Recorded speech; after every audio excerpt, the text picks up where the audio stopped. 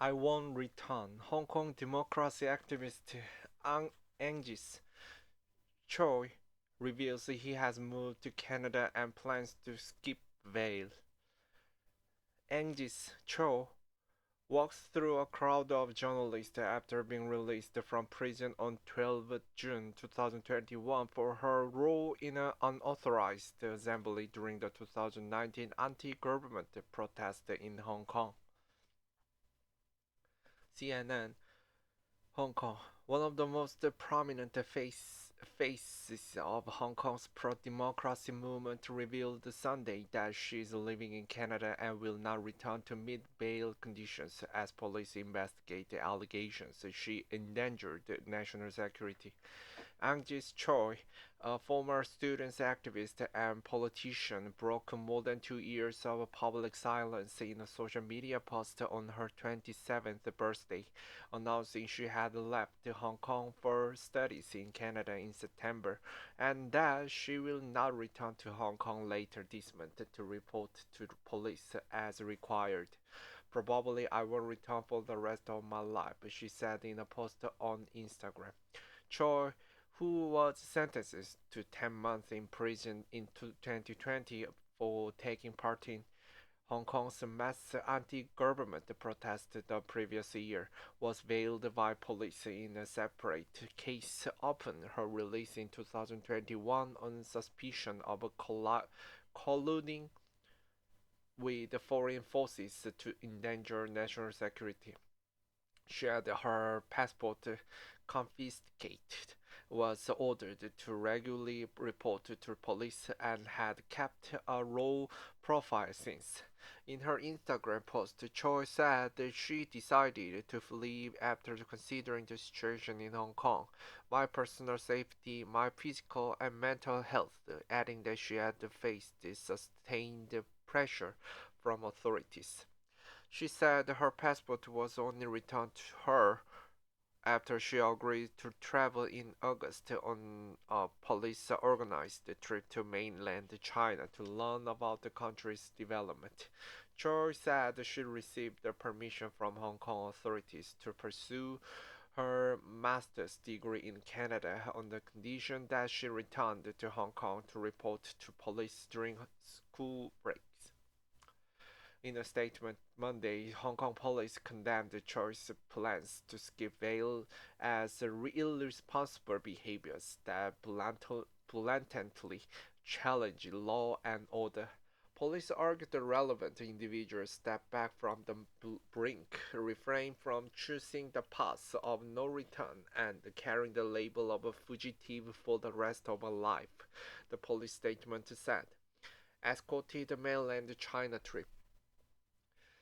Choi co-founded the pro-democracy Hong Kong political party Demo Sister in 2016 with fellow activists Joshua Wong and Nathan Law when they were students. Demo Sister was disbanded on June 30, 2020, the same day Beijing imposed the sweeping national security law on a semi-autonomous city. Chow was among the first pro-democracy leaders to be detained under the law in Hong Kong. Wong is currently behind bars, while Law is in self-imposed exile in the United Kingdom. Critics say the law has wiped out opposition to the government and curtailed political freedoms in the once outspoken city. The Hong Kong government has repeatedly denied the restoration is suppressing freedoms, and instead the law has restored stability to the city following the 2019 protest. In her Instagram post, Cho said she was admitted by the university in Toronto earlier this year, but as a condition to get her passport back from police, she had to travel in August with authorities to the mainland Chinese city of Shenzhen, just across the border from Hong Kong. Under the escort of five national security police officers, Cho said she was taken to the exhibition highlighting China's achievement since its reform and opening in late 1970s, and the headquarters of tech giant Tencent to understand the motherland's technological development, where she was required to pause for photos according to her post. I felt as if I was under surveillance the whole time, she wrote, citing whispers between police officers and staff members behind her back and requested for her to pause for photos.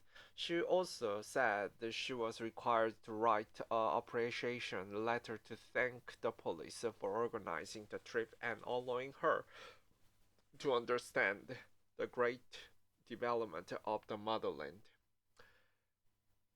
To be honest, I have never denied China's economic development, but such a pauper country is sending people who fight for democracy to prison, restricting their freedom of entering and leaving the country, and imposing visits to mainland China for patriotic exhibitions as the exchange for getting their passport back. Isn't this a show of vulnerability, she wrote. The Hong Kong police statement on Chow confirmed that they had returned her passport to allow her to study overseas and prolonged her bail. It did not address Chow's account of the trip to Sanchun. Living in fear, Chow was recounting the mental toll that strict bail conditions had taken on her over more than 2 years. Every 3 months, Cho had to sign a notice extending the confiscation of her passport. She was also ordered to report regularly to police about her income, work, family, and personal relationship. Cho wrote on Instagram. It was as if someone wanted to remind me every once in a while. You have not regained your freedom. You are all still under surveillance. Don't try to do anything, she wrote. Jo said every time she reported to the police, she was fearful of being rearrested. She had been diagnosed with depression, anxiety disorder, and post-traumatic stress disorder, she said, adding her mental and physical state reached the low point this year, prompting her to apply for graduate school in Canada. Cho said that she gained the permission to leave after providing the National Security Police details of her program and writing a recasted letter of repentance. In the letter, she stated regretted her past political activities and pledged that she will never participate in politics or meet her fellow activists again. Over the past few years, I have experienced firsthand how precious freedom from fear is. Charles wrote. Freedom is hard to come by in my daily life of fear. I cherish all the people who have not forgotten me, who care about me and love me even ever. Hope we can reunite in the near future and give each other a good embrace.